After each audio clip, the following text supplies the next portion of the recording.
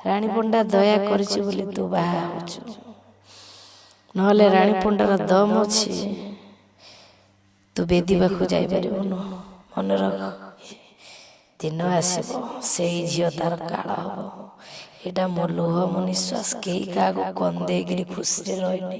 ଏମିତି ଷ୍ଟ୍ରଗଲ କରି ମଣିଷ ଜିତୁଥିବା ଷ୍ଟ୍ରଗଲ କେତେ ମୂଲ୍ୟ ସେ ଷ୍ଟ୍ରଗଲ କରିବା ଲୋକ ହିଁ କହିପାରିବ। ଆଉ ସେ ଷ୍ଟ୍ରଗଲ କରିକି ସେଇ ଜାଗାରେ ପହଞ୍ଚିଥିବା ଲୋକଟି କହିପାରିବ ଷ୍ଟ୍ରଗଲର ମୂଲ୍ୟ କେତେ। ମୁଁ ଆଉ କାହା କଥା କହୁନି, ଆପଣ ଜାଣିଥିବେ, ମୋର ଥମ୍ବିଲ ଦେଖିବି ଜାଣିପାରିଥିବେ, ସିଏ ଆମର ଓଡ଼ିଶାରେ ସୁନ୍ଦର ରାଣୀ ପଣ୍ଡା। ଆପଣ ଜାଣିଛନ୍ତି ସେ ବହୁତ ବଢିଆ ଲୋକଟେ, ବହୁତ ଗରିବ ଲୋକଙ୍କୁ ସାହାଯ୍ୟ କରିଛି, ବହୁତ ଗରିବ ଲୋକଙ୍କ ପାଖରେ ପହଞ୍ଚୁଛି, ଗରିବ ଲୋକଙ୍କର ସୁଖ ଦୁଃଖର ସାଥୀ ହଉଛି। ଆଉ ଆପଣ ଜାଣିଥିବେ କିଛି ଦିନ ପୂର୍ବରୁ ଗୋଟେ ଗାଡି ଆକ୍ସିଡେଣ୍ଟ ହେଇଥିଲା, ଆମର ଟ୍ରକ ଅଛି ଯାତ୍ରାବାଟୀ ଟ୍ରକ ଗାଡି ଆକ୍ସିଡେଣ୍ଟ ହେଇଥିଲା, ସେଥିରେ କିଛି ଜଣେ ମଧ୍ୟ ପ୍ରାଣ ହରାଇଥିଲେ। ଯାହା ଫଳରେ ସେଠି ଗାଡିର ମାଲିକ କିମ୍ବା ଯାତ୍ରାବାଟର ମାଲିକ ପହଞ୍ଚିବା ପୂର୍ବରୁ କିନ୍ତୁ ରାଣୀ ଦିଦି ଆମର ପହଞ୍ଚିଥିଲେ, ସେଠି କିଛି ସାହାଯ୍ୟ ମଧ୍ୟ କରିଥିଲେ। ତାପରେ ଆପଣ ଜାଣିଥିବେ ଆମର ଗୋଟେ ଏଇ ଯୋଉ ବନ୍ୟାରେ ଗୋଟେ କ୍ଷତିଗ୍ରସ୍ତ ହେଇଥିବା ଚାଷୀଙ୍କର ଗୋଟେ ଚାଷ ଉଜୁଡି ଯାଇଥିଲା, ଯାହା ଫଳରେ ସେମାନେ ଆତ୍ମହତ୍ୟା କରିଥିଲେ। ଆଉ ସେଠି ଆମର ଓଡ଼ିଶାର ମୁଖ୍ୟମନ୍ତ୍ରୀ ଶ୍ରୀଯୁକ୍ତ ମୋହନ ଚରଣ ମାଝୀ ପହଞ୍ଚିବା ପୂର୍ବରୁ କିନ୍ତୁ ପ୍ରଥମେ ରାଣୀ ଦିଦି ମଧ୍ୟ ପହଞ୍ଚିଥିଲେ, ଏଠିକି ତାଙ୍କୁ ସାହାଯ୍ୟ କରିଥିଲେ, ସାହାଯ୍ୟର ହାତ ବି ବଢାଇଥିଲେ, ସେମାନଙ୍କୁ ଆହୁରି ମଧ୍ୟ କହିଥିଲେ ମୁଁ ଆପଣ ସାଥିରେ ଅଛି, ଆପଣ ଆଗେଇ ଆସନ୍ତୁ। ଏତେ ସାହାଯ୍ୟ ଆଉ ଏତେ ଭଲ ପାଇବା ଦଉଥିବା ମଣିଷଟି ଆଜି 5 ଦିନ ମେଡିକାଲ ପଡି ରହିଗଲା। କିନ୍ତୁ ଏଇ 5 ଦିନ ମେଡିକାଲ ପଡି ରହିଗଲେ ଯେ କୌଣସି ମିଡିଆ ବାଲା ଗୋଟେ ବାଇକ୍ ତାଙ୍କ ନେଇ ପାରିଲେ ନାହିଁ। ଯଦି ସେ ଜାଗାରେ କିଏ ନଙ୍ଗଳାରେ ହେଇଥାନ୍ତା, କିଏ ଖରାପ କଥା କହିଥାନ୍ତା, କିଏ ଗାଳି ଦେଇଥାନ୍ତା କିମ୍ବା ଟୁଙ୍ଗୁରୁ ବୁଳ ବର୍ଷାଙ୍ଗ ହେଇଥାନ୍ତେ, ତାହେଲେ ଏଠି ମିଡିଆ ବାଲା ଆସି ଏମାନେ ବୋମ୍ ଧରି ଛିଡା ହେଇଯାଏ, କହିଥାନ୍ତେ ଆପଣ ବାଇକ୍ ଦିଅନ୍ତୁ ଆମେ ରେକର୍ଡିଂ କରିବୁ।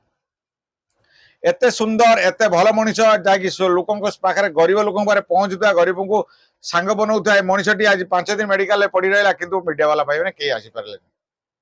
ଆଉ କାରଣ ସେମାନେ ଗୋଟେ ବାଇକ୍ ବି ଦେଇପାରିଲେନି କି ରାଣୀ ଦିଦି କେମିତି ଅଛନ୍ତି, ଭଲରେ ଅଛନ୍ତି, ଖରାପ ଅଛନ୍ତି। କିନ୍ତୁ ଆଜି 5 ଦିନ ପରେ ମେଡିକାଲରୁ ବାହାରିଛନ୍ତି, ସେଠୁ ମିଡିଆ ବାଲା ସବୁ ବୋମ୍ ଧରିକି ଛିଡା ହେଇଛନ୍ତି, ଦିଦି କେମିତି ଅଛନ୍ତି, ଦିଦି କେମିତି ଅଛନ୍ତି। କିନ୍ତୁ ସେତେବେଳେ 5 ଦିନ ବିତି ଯାଇଥିଲା, କିନ୍ତୁ ସେମାନେ କୌଣସି ଗୋଟେ ସାହାଯ୍ୟ କରିନଥିଲେ। ସାଙ୍ଗମାନେ ଜାଣିଛନ୍ତି ପ୍ରେମ କୋଉଠି ଆଉ କାହା ସାଥିରେ କେତେବେଳେ ଯାଏ କେହି ମଧ୍ୟ କହିପାରନ୍ତି।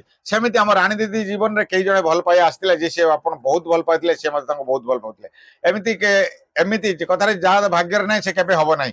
ଆଉ ଏମିତି ସେ ତାଙ୍କ ଦୂରେଇ ଗଲା ପରେ ସେ ବହୁତ ଭାଙ୍ଗି ପଡିଥିଲେ, ବହୁତ କାନ୍ଦିଥିଲେ। ଆପଣ ଜାଣିଥିବେ ସୋସିଆଲ ମିଡିଆରେ ସେମାନଙ୍କ ଭିଡିଓ ବି ପୋଷ୍ଟ କରିଥିଲେ। କିନ୍ତୁ ଏତେ ଦୁଃଖ ପରେ ମଧ୍ୟ ତାଙ୍କୁ ଭଲ ପାଉଥିବା ପ୍ରେମିକାର ଆଖିରୁ ଲୁହ ଝରି ନଥିଲା। କିନ୍ତୁ ଆଜି ରାଣୀ ଦିଦି 5 ଦିନ ମେଡିକାଲ ଫେରିଲା ପରେ ସେ କଣ କହୁଛନ୍ତି ଶୁଣନ୍ତୁ। ଯଦି ଆପଣ ମତେ କନ୍ଦେଇଛନ୍ତି ତାହେଲେ ଆପଣ ସାରା ଜୀବନ କାନ୍ଦିବେ। ଠିକ କଥା ବନ୍ଧୁ, ଯଦି ଆପଣ କାହାକୁ କନ୍ଦଉଛନ୍ତି ଭଗବାନ ଆପଣଙ୍କୁ କନ୍ଦେଇବେ। ଦେଖନ୍ତୁ ଆମ ରାଣୀ ଦିଦି କଣ କହୁଛନ୍ତି।